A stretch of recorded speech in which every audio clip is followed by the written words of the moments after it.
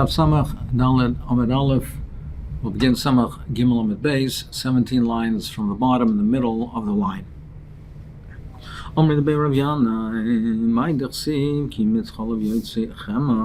The squeezing of the milk produces butter. The squeezing of anger produces blood. And the squeezing of increased anger, double anger, that brings forth a riv, quarreling. As Moitzi Riv. B'mi, we darshan as follows. B'mi atam Moitzi Chemesh al Torah. In whom do you find the Chemesh al Torah, the smetana of Torah? So someone that means to be able, someone who can be yer the umka of halacha and be able to paskin halachas.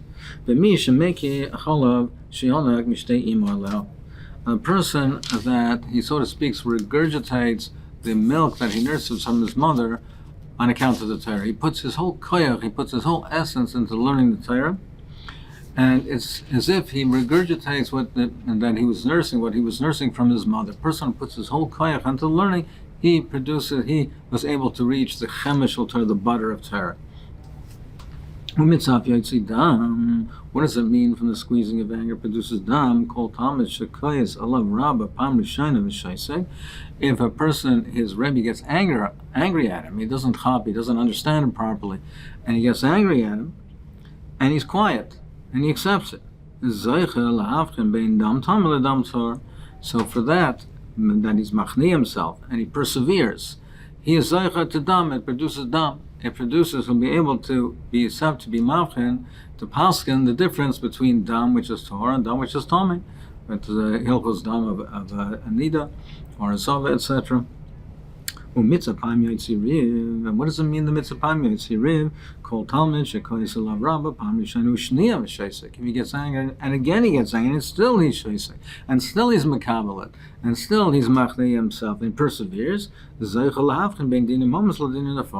He'll reach even a higher level that he'll be able to distinguish between the dinei mominus and nefashos, monetary rulings, and dinei nefashos, capital case of punishments. As we'll see, that the Antipaskin, Dini Mominis, is considered very, very difficult. And he'll be Zaycha to attain that level. It's not really Shmuel, a person wants to be a Chacham, to wise, Yasak B'Dini Mominis. Yishvi Yisek and Dini Mominis. She'en L'cha Miksaya B'Torah Yisem Mehem. There's no Miksaya in Torah, there's no Chelik in Torah that is greater than that. She'en K'mayin Neveya. It's like a spring a fountain that springs forth. It keeps springing forth. There's this more and more understanding, more amkus in it.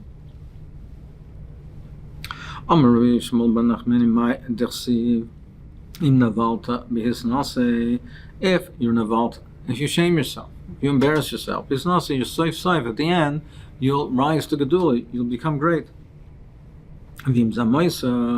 But if you muzzle yourself, if you cover your mouth, if you're embarrassed, and you cover your mouth, and you don't ask questions, then yad leped, then you're safe, you will have to keep quiet. What does it mean? If a person embarrasses, he disgraces on divrei Torah, he asks questions, and the questions are not the best questions, and he's looked upon as being somebody who is somewhat ignorant, etc. But he perseveres and he asks a question because he wants to understand. Then he'll be uplifted. At the end, he'll become great in learning. But if he's embarrassed and he doesn't ask, and he's ashamed, and he doesn't embarrass himself, and he doesn't ask the questions, and he doesn't persevere, then yad lepeh, then he will have to put his hand to his mouth, because they'll ask him questions and he won't be able to answer. So now returning to what the Chachamim, when they came to Kerem B'Yavna, they said they opened up their discussion, their discourse, and their Paiseach B'Chveidu Shalasanya, with the covet of the host. So Pasuk Rabbi Nechemah B'Chveidu Chasanya V'Hidarshan Ma'id Dechsiv, it says V'Yemer Shol Alekeni L'chu Suru Redu Mitoich Ameleki. So when Shalom Melech was going to attack Amalek, so he told the Canaanite, please go away, depart from here, because otherwise you'll be caught up in the attack, and you did chesed with Klal Yisrael, and therefore I don't want to see you harmed, so you should leave before the war starts. So what was the chesed that they did? They were descendants of Yisro, and Yisro did a chesed. Yisro made a suda when he came to the midbar to Moshe Aaron. He made a whole suda l'chvoid Moshe and Aaron. So v'haloi dvarim kal v'chaim uma Yisro shaloi kireb es Moshe el l'chvoid atzmai. He was makarav Moshe for his kavod kach, and the reward is such a reward. Hama'arech talmid chacham b'seich beis. If a person, he hosts a Talmud Chacham in his house for the benefit of the Talmud Chacham, and he gives them to eat and drink from his own money, so certainly he should be rewarded. He should have great reward. He also said covered the darshan with the covet of the host, and he darshaned as follows. The pasuk says,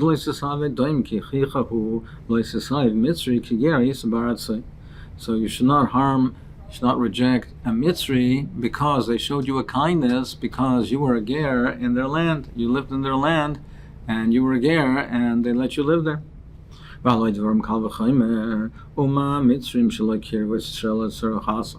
Mitzrim, the only reason that they accommodated Klal Yisrael was for their own benefit.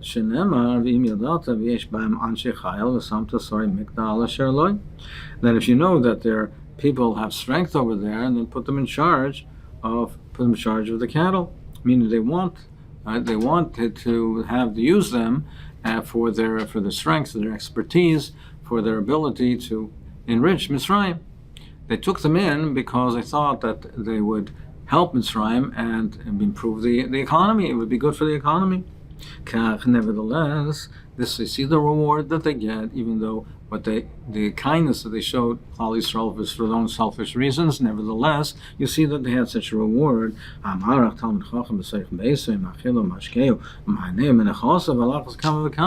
if a person benefits the Talmud Chacham, he takes him into his house, he hosts him, and out of his own pocket, he feeds him, he gives him to drink, etc. Certainly, he will be rewarded. Also, despite many darshan, this follows. He says, when Dovid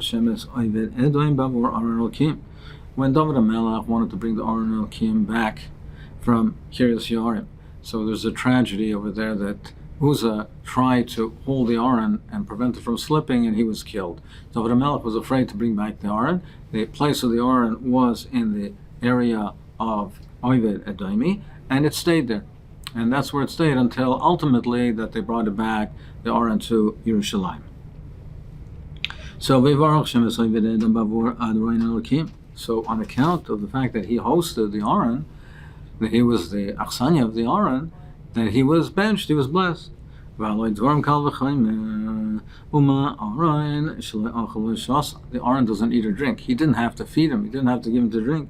What was his function? He had to sweep the floor. He had to sprinkle water so the dust wouldn't fly out. And you see that he gets such a reward. We'll see what it is in a moment. Certainly,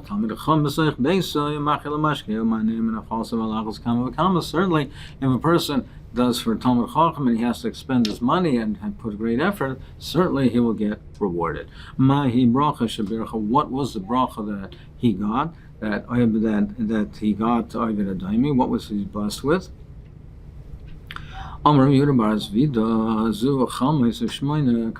It's his wife and 8 daughter-in-laws that they were blessed with children. Each one of them had 6 tuplets. They had 6 at one time.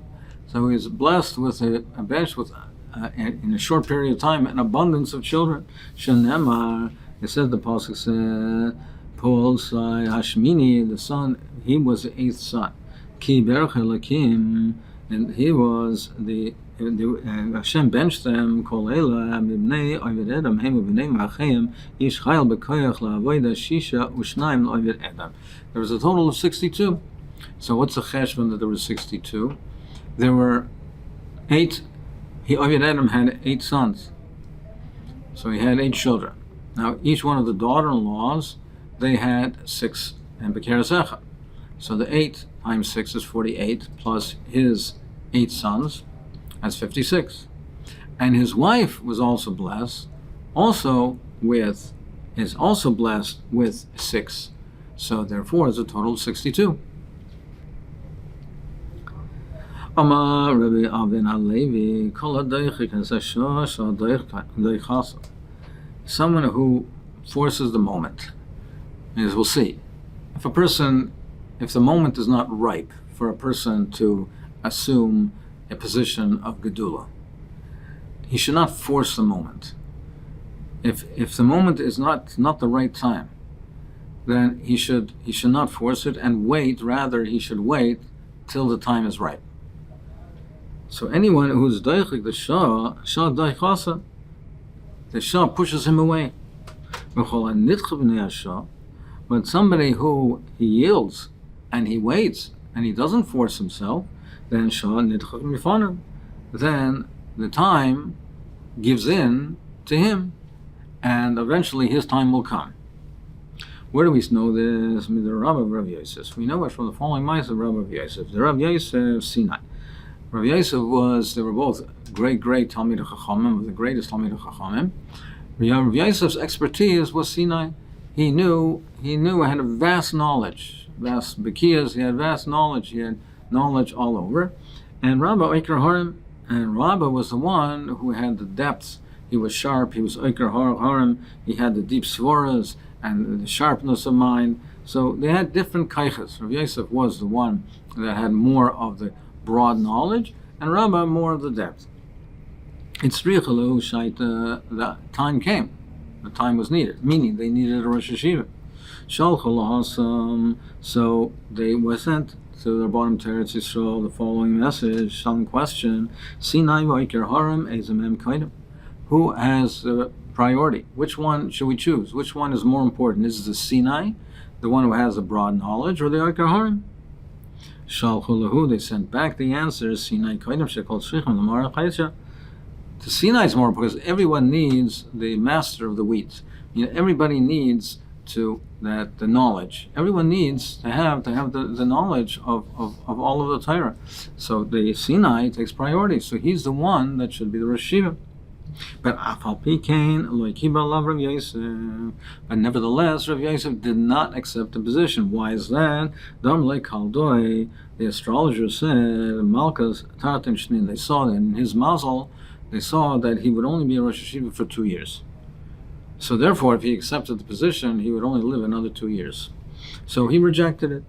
So what happened? Malach Rabba Esrim Tatishnin. Rabba was a Rosh Hashiva for 22 years, and Malach Rav Yosef Tatishnin Palagan. And after that, Rav Yosef, he was a Rosh Hashiva for 2.5 years. So he was not Deichik the Shah, and therefore, at the end of it all, he ultimately he was Rosh Hashiva, and he was, in all that period of time, he had that life. He was able to live these 22 years, and after that, he still was Rosh Hashiva for 2.5 years. So the Shah, he was not Deichik the Shah, and therefore he was successful. And Kol HaNachshanik the Malach Rabbah, all those 22 years that Rabbah was a Rosh Hashiva, Rav Yosef did not assume any position of authority at all. Even if he needed to be Mekes Dam to do bloodletting, he didn't have anybody call it for him. He went and did it himself. And he didn't assume any position of authority. He treated himself like a person without any srora, so that he would not be affected by this mazel, and he treated himself like a common in that respect.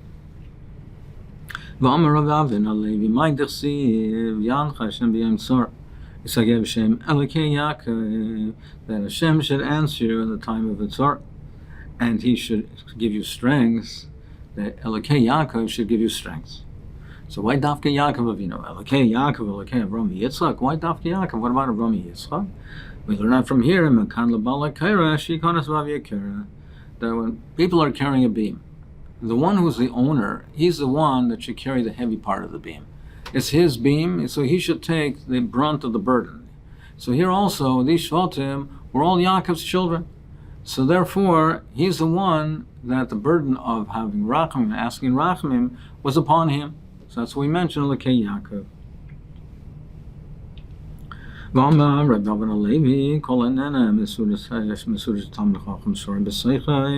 If a person is nana, he benefits from a surah where the Talmid Chachamim are present, then it's ki'ilu nena maziv shechina. It's like he benefits, gets hana from the shechina, from the maziv shechina. Shenema vayav Aaron v'chol ziknei Yisrael lechol lechem im choysen Moshe lifnei Elokim. It says Aaron and the king came to eat the Suda with Yisrael lifnei Elokim. It says in front of Hashem. Was it before Elokim? Why does it mean lifnei Elokim? It was in front of Moshe. It's to come to teach you. It's like it's lifnei Elokim because there was a Talmid Chacham where a Suda where a Talmid Chacham was present. It's like your Nen of the Maziv Shechina, like the Shechina is present. Another member that he says, if someone departs from his friend, he should not say lech b'shalom, go with shalom, go with peace. Rather, go to peace, not with peace. Why is that? Where do we see that? Because Yisro said to Moshe, lech l'shalom, and all of it's liach, and they were matzliach. But Dovid, what happened at the end of the Avshalom? Halach v'nitla. And shortly after, that was the Maisa with Avshalom's rebellion against Dovid, and he was hung on a tree. So therefore, the person should say, he should say, lech l'shalom, not bishalom. So the Mepharshim explain as follows.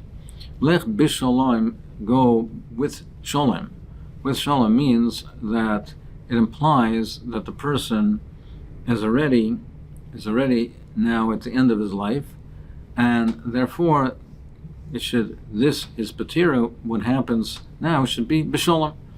He should not have Gehenna. He should be b'shalom, because he's not going to a place. He's already arrived at his destination. His life is over.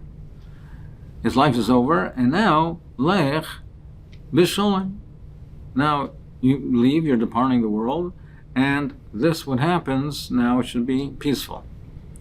Lech l'shalom means he's still on a journey. He's still going somewhere. And he should go to the place that he's going. It should be l'shalom. It should be with peace. He's still going. If a person is alive, he's going. He's going somewhere. He's still on his journey. Life is still a journey. He's still going. Lech l'shalom. Go to peace, to shalom. If he's lech b'shalom, meaning it implies the journey's over. He was already niftar. And now, his end, his safe, should be shalom. So that's why the person should say lech l'shalom. Amar Rabbi Levi ba'chia hayetzim mibeis haKnesses. If a person leaves the shul v'nechlas l'beis hamedrash, so he goes from davening and he goes to learn.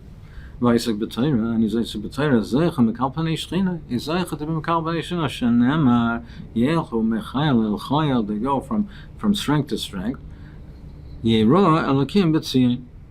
Then they'll see. So as Elokim b'tzion. So it's like mekabel. He will be mekabel panei shechina. So he goes from Chayil. He goes from the Chayil also means strength. It means multitudes, a group of people. He goes from the shul. He goes to the Beis Medrash. He goes from the tzibur that's davening. He goes to another tzibur to the Beis Medrash. Then Yero Elokim b'tzion. Amar b'chia barashi Amar Rav Talmid Chacham ein la menucha lo b'lam hazeh v'lo b'lam haba. Talmid Chachamim have no menucha even in olam haba. What does it mean they don't have menucha? It doesn't mean that they're working. It doesn't mean that they have any kind of physical kind of exertion. But it means they don't have menucha because they're always going higher and higher in their hasagas and what they're masik and ruchnias. So they're always traveling higher and higher. They're not menucha. They're not static. It's not static. They're still moving higher and higher, attaining higher and higher heights in ruchnias. Shenemra yelchu mechayel l'chayel yerelakim b'tzion.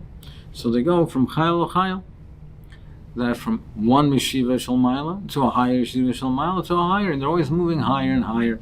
Some of the Forshim say that this is not a reference to everybody, but it's a reference to a Talmid Chacham Yuchodim, special Talmid Chachamim, that they're on that madrega, that they're on such a high madrega that they keep ascending and going higher, higher. Talmid Chachamim Yuchodim, they keep going higher and higher, and are masik more and more. There's a next little portion of the Amud which is the Siyum of Masechta. Perhaps we'll save it for a Siyum and just keep it in reserve here for a short period of time. Mazel Tov. We come to the Siyum of Masechet Brachot. Mazel Tov, and we should go Mechayel L'Chayel. We should go from strength to strength, and as Hashem, we will start Masechet Shabbos.